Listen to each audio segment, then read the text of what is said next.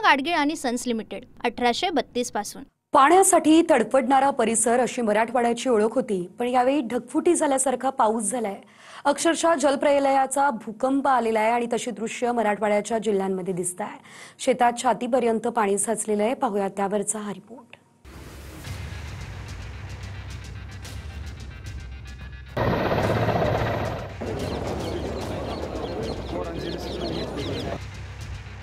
मराठवाड्यात जलप्रलयाचा भूकंप कसा आला त्याची ही दृश्य आहेत। शेतीचं शेततळ झालंय आणि हेलिकॉप्टरनं रेस्क्यू करण्याची वेळ आली आहे।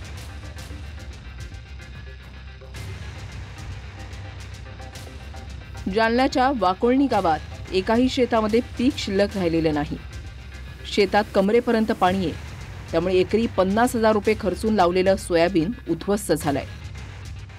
आणि आसपासचे जे सगळा जो जिथपर्यंत आपली नजर जाईल तिथपर्यंत पाण्यानं या ठिकाणी पिकांना वेढा दिलेला आहे। मध्यरात्री आणि पहाटेच्या सुमारास झालेल्या ढगफुटी सदृश्य पावसामुळे वाकुळणी परिसरातल्या मोठ्या प्रमाणात शेतकऱ्यांचं या ठिकाणी नुकसान झाले। आपण जर या शेतातली ही दृश्य पाहिली तर अगदी नदीसारखं पाणी या शेतातून वाहायला सुरुवात झालेली आहे। संपूर्ण जो पट्टा आहे, शेकडो हेक्टर जी शेतजमीन आहे ती पाण्याखाली गेलेली आहे, त्यामुळे शेतकऱ्यांचं मोठं नुकसान झालं आहे। रात्रीचा पाऊस 12 वाजेपासून तर रात्री सकाळच्या 7 वाजेलोक सारखं म्हणजे ढगफुटी झालेली। सोयाबीन आणि कपाशी पूर्ण 5 फूट पाण्यात बुडवले आहे। शासनाने सरसकट 1 लाख रुपये मदत जाहीर करावा। सोलापूरच्या शिरापूरमध्येही शेतीला नदीचं स्वरूप आलंय। शेतात छातीपर्यंत पाणी आहे, त्यामुळे पिकांचं काय झालं असेल याचा अंदाज सहज येईल। मोहोळ तालुक्यातल्या शिरापूर गावामध्ये आहे आणि आपण पाहतोय जवळपास छाती एवढं पाणी जे आहे ते या ठिकाणी या शेतामध्ये साचल्याचं चित्र आपल्याला पाहायला मिळतंय। खरं तर अतिशय कष्ट करून दिवसाची रात्र आणि रात्रीचा दिवस करून या ठिकाणी या शेतकऱ्यांनी ही शेती पिकं जी आहेत ती पिकवलेली असतात। मात्र आपण पाहतोय ही खरं तर भयंकर परिस्थिती या शेतकऱ्यांच्या शेतामध्ये ओढवलेली आपल्याला पाहायला मिळते। काय काय नुकसान तुमचं झालेलं आहे, काय काय पेरलेलं होतं शेतात? मका आहे, सोयाबीन होतं, ऊस गेला, सगळे पाईपलाईन गेली, मोटरा बुजल्या, पेट्या राहिल्या त्या गेलं वाहून सगळं पाक। हो, ही अशी परिस्थिती आहे। हो का, पाईपलाईनची घरात पाणी शिरलंय। घरातलं सामान, खाण्यापिण्यासाठी लागणारं अन्नधान्य सुद्धा पाण्यानं हिरावून घेतलं। वर्षभर कसं चालवायचं संसाराचं गाडं? काय करावं, काय तर सरकारनं मदत करायला पाहिजे आहे आम्हाला बी जनावरांसाठी। तर काही ना, पण माणसासाठी नाही केलं तर जनावरांसाठी आम्हाला काय तर त्यांनी करावं सहकार्य। सोलापूर जिल्ह्यातल्या म्हाड्यामधील सीना नदीकाठची गावं पाण्याखाली गेलीत। अतिवृष्टीमुळे आलेला हा प्रलय जो आपण आपल्या टेलिव्हिजन स्क्रीनवर पाहताय हा उंदर गावामधला आहे। ऊस, सोयाबीन, उडीद ही पिकं पूर्णपणे वाया गेली आहेत।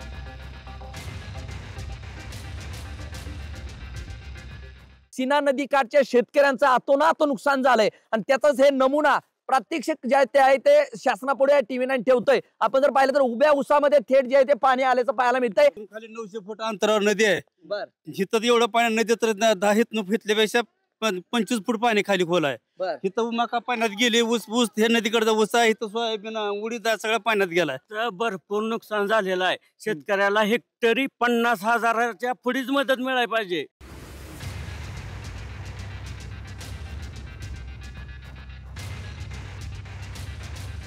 धाराशिवमध्येही हीच परिस्थिती आहे।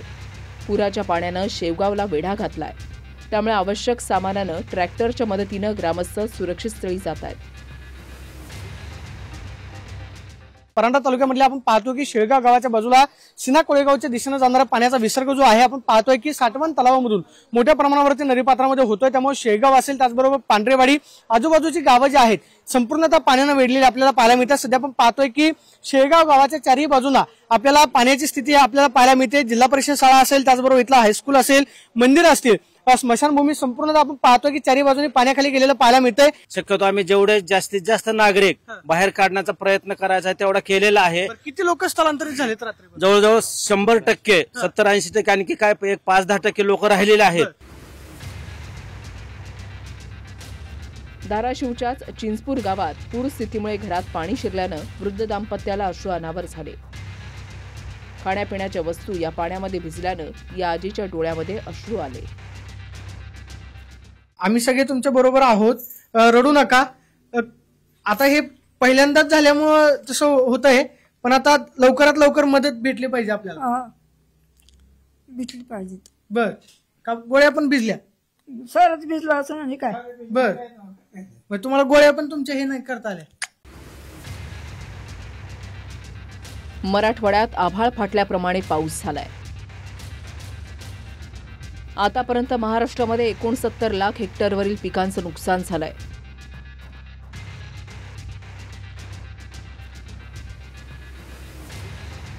मराठवाड्यात 8 नागरिकांचा अतिवृष्टीमुळे मृत्यू झाला. धाराशिवच्या परंडा तालुक्यात 27 जणांना एनडीआरएफ आणि लष्करानं एअरलिफ्ट करून वाचवलं.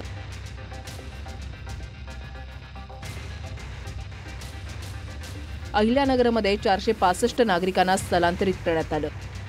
जळगावच्या पाचोऱ्यामध्ये 160 कुटुंबियांना स्थलांतरित करण्यात आलं.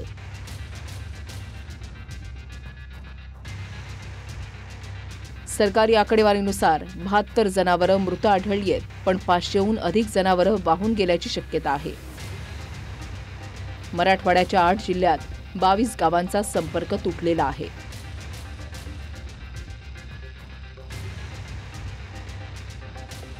अनेक ठिकाणी हेलिकॉप्टरनं मदतीचं कार्य करण्यात आलंय. एनडीआरएफ आणि एसडीआरएफच्या टीमकडून रेस्क्यू ऑपरेशन सुरू आहे.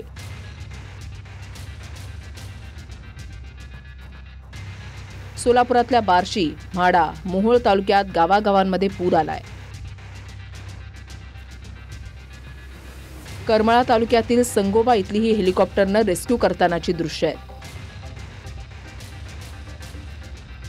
इथे 70-80 ग्रामस्थ पाण्यामध्ये अडकली होती. त्यांना हेलिकॉप्टरच्या मदतीनं सुरक्षित स्थळी हलवण्यात आलं.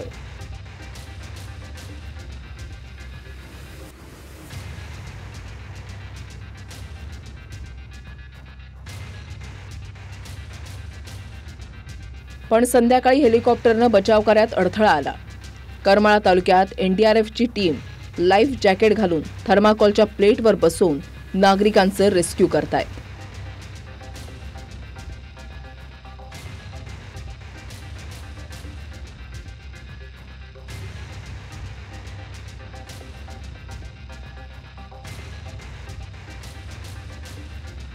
जालन्याहून रामनाथ ठाकणे, माढ्याहून संदीप शिंदेसह शीतलकुमार मोटे, TV9 मराठी, करमाळा, सोलापूर. पूना गाडगीळ आणि सन्स लिमिटेड 1832 पासून.